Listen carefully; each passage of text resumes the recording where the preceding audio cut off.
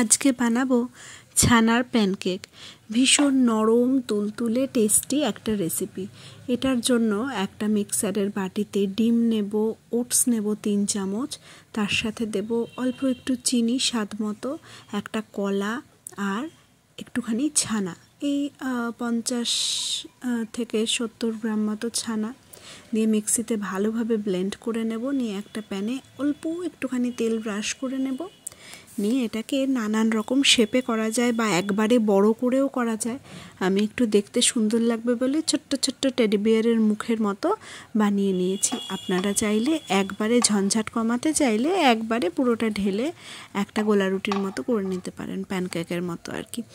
তা এরকমভাবে করলে দেখতে সুন্দর লাগে, খেতেও সুবিধা হয়, সেই জন্য আমি এইভাবে করেছি। এইবারে আর কিছুই না, এপিট ওপিট করে সেঁকে নিতে হবে।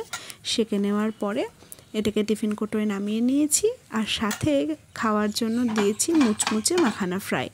কেমন লাগলো জানাবেন।